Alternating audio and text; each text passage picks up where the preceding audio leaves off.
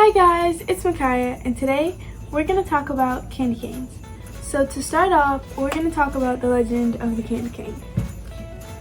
A candy maker in Indiana wanted to make a candy that would help us remember who Christmas really is about.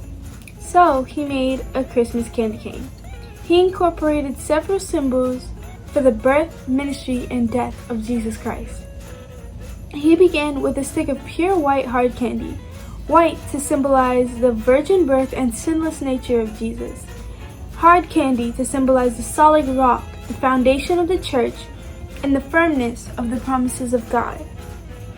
The candy maker made the candy in the form of a J to represent the name Jesus, and to also represent the staff of the Good Shepherd. The candy maker then included red stripes. He used 3 small stripes and 1 large red stripe to represent the suffering Christ endured at the end of his life. The candy became known as a candy cane, a decoration usually seen at Christmas time. The meaning has faded, but it still gives joy to children who Jesus loves and cherishes. Now, I'm going to tell you guys some candy cane facts. So, candy canes were invented in the late 16th century by the candy maker that I told you about in the legend. The world's largest candy cane is 51 feet long and filled with 900 pounds of sugar. More than 1 billion candy canes are made every holiday season. December 26th is National Candy Cane Day, which is kind of ironic since December 25th is Christmas.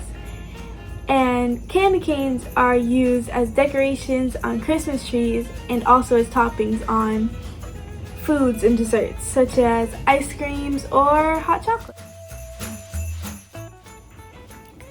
As you can see, it has a lot of different colors such as green and red and pink and blue, and they're probably different flavors for the jelly beans, but that's kind of cool.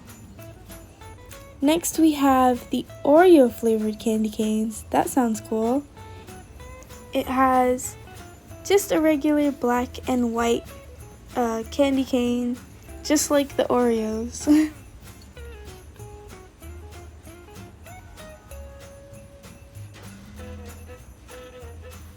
Next we have fruit flavored candy canes with grapes and raspberries and peaches. Ooh.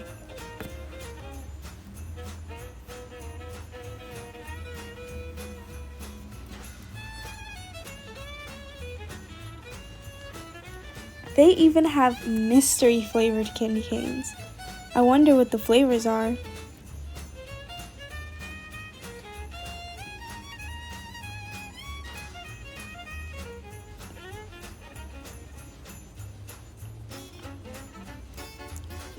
They even have kale flavored candy canes with just white and green stripes on it.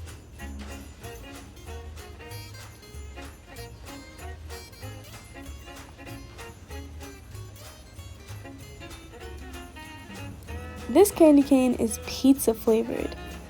I don't know if it's good, but sounds like it might.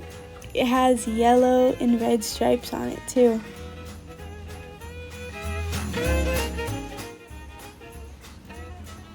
This candy cane, now I'm going to show you guys the traditional colors and their stripes, but starting with this jelly bean candy cane, the J shape that the first candy canes had.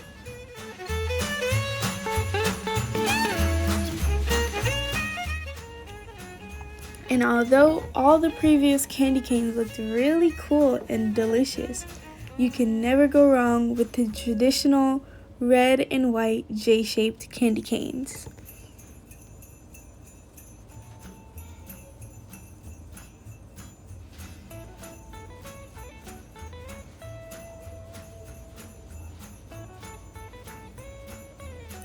Since we've been talking about candy canes, I thought I showed you guys how to make your own candy canes at home. It's actually really easy. You just have to follow a few simple steps and get a few ingredients. So first you're going to need 3 cups of sugar, 1 cup of light corn syrup, half a cup of water, 1.5 teaspoons of peppermint extract, and red and white food coloring. Once you get all your ingredients, you're going to spray 2 baking sheets with non-stick cooking spray and set those aside. Then preheat the oven to 200 degrees Fahrenheit.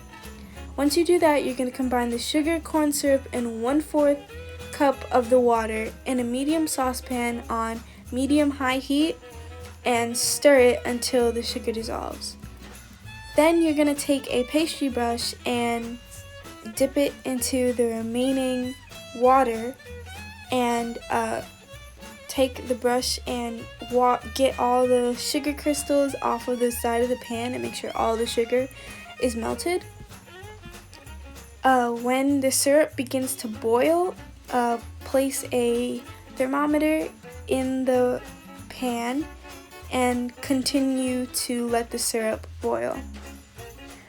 Once the thermometer reaches 285 degrees Fahrenheit, the pan will be ready to come out of the stove. Then you're going to let the bubbles subside and stir in the peppermint extract. Then you're going to pour about half of the syrup onto the baking sheet and place it into the oven. You're going to stir red food coloring into the remaining syrup and, if necessary, add more dye to get the amount of red that you want. Then you're going to take the red syrup and put it on the other baking sheet and allow it to sit until it hardens and forms a skin.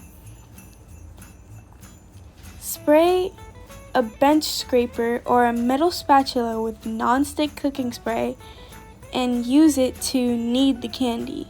Flatten the candy and then fold it back over itself. And repeat this process for 1 to 2 minutes or until the candy is cool enough to shape. Then you're going to use some heat-resistant gloves and stretch the candy into a long rope and fold the rope in half and twist the candy until it melts back again. You're going to want to repeat this process for 2 to 3 minutes until the candy is no longer clear and takes on an opaque color.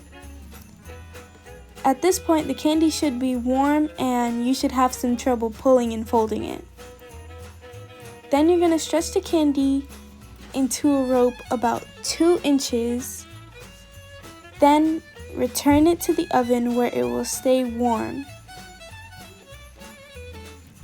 Then you're going to remove the other baking sheet from the oven and you can knead the white food coloring into the candy. You're going to pull and fold the candy just like the red syrup until it becomes opaque and glossy and difficult to pull. Then you're going to stretch it into a second log about the same size as the red syrup. Then you're going to remove the red candy from the oven, cut a 2-inch segment from the white log and another 2 inches from the red log, then put the remaining candy back in the oven. Then you're going to squeeze the 2 segments together until they form a 2-toned log. Then you're going to stretch the candy again, which is very important because this step will determine the thickness of your candy canes.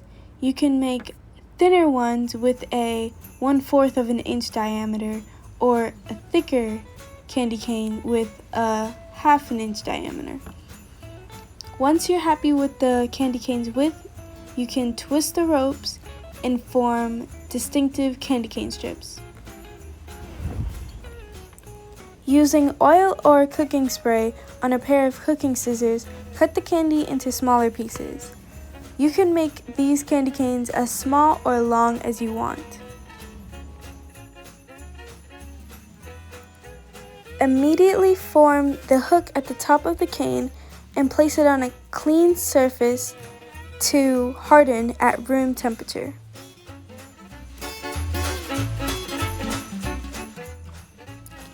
It is important to wrap the candy canes in plastic to help preserve them, and while you're making the candy canes, if they ever crack or harden, you can return it to the oven for only a few minutes and your candy canes will be just fine.